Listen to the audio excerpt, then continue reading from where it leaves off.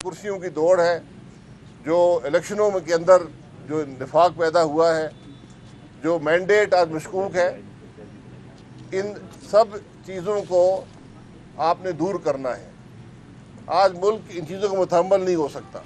अगर हम मुल्क में बात करते हैं मईशत की, आज हर शख्स जो है वो जो मुल्क के अंदर माशी मसाइल हैं उनसे दो चार हैं। मुल्क के अंदर तरक्की रुक गई है, मुल्क में कारोबार रुक गया है, हर आदमी इस हवाले से परेशान है, हर शहरी परेशान है। लेकिन इस सारे मसले का हल भी सियासी इस्तेकाम देने से होगा, वरना कोई और रास्ता नहीं है। और जब आपका घर कमज़ोर होता है, जब आपकी मईशत कमज़ोर होती है, जब सियासी इस्तेकाम नहीं होता, तो फिर जो कुछ अब बलूचिस्तान में देख रहे हैं ये ऐसे वाक़यात रुनवा होते हैं। और ख़तरा हमेशा ये रहता है कि वही मामला जो 2013-14 के थे, जब हर रोज़ पूरे पाकिस्तान में धमाके हुआ करते थे, तो शायद हम उस तरफ ना चले जाएं।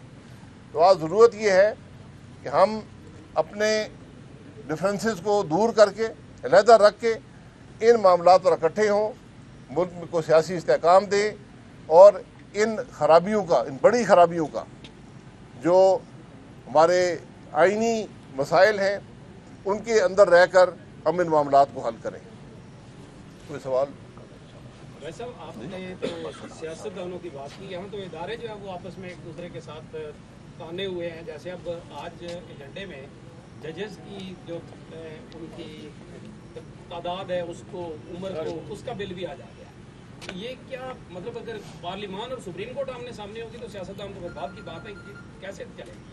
जी यही मैं बात कर रहा हूँ कि जब तक हमारा निज़ाम आइन के मुताबिक नहीं होगा, मुल्क तरक्की नहीं कर सकेगा। मेरा सवाल ये है कि क्या आज सबसे बड़ा मसला पाकिस्तान का जजों की उम्र बढ़ाना है? अगर ये है तो इस पर बात कर लें।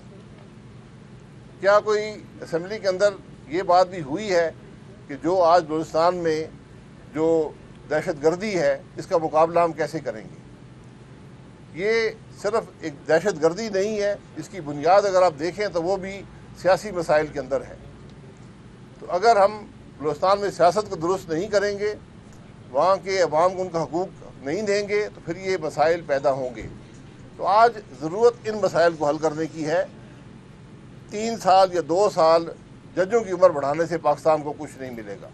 और मैं ये तवक्को करता हूँ जो आज जज बैठे हैं कि वो खुद इस कानून को रद्द करेंगे। ये जब भी आप किसी को ज़ाती तौर पर फ़ायदा पहुँचाना चाहते हैं, इससे हमेशा मुल्क का भी नुकसान होता है, उस शख्स का भी नुकसान होता है और इदारे का भी नुकसान होता है। तो आज कम अज़ कम असूली तो अगर तौर पर खड़े नहीं होंगे इन मामलात पर, तो फिर मुल्क आगे तरक्की नहीं करता। आज आपका वाहिद रास्ता आइन का रास्ता है।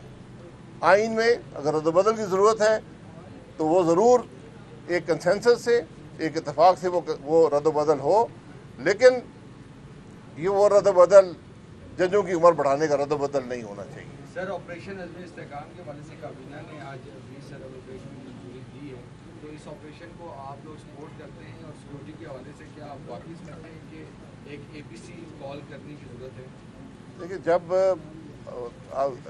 आप पर हमला हो, कोई दहशतगर्दी हो, ये आपके पास चॉइस नहीं होती कि आप उसका मुकाबला करें, ये आपकी ज़िम्मेदारी होती है। ये हुकूमत की ज़िम्मेदारी है, ये पार्लिमान की ज़िम्मेदारी होती है, और ये हर शहरी की ज़िम्मेदारी है कि वो इस कोशिश के साथ खड़ा हो।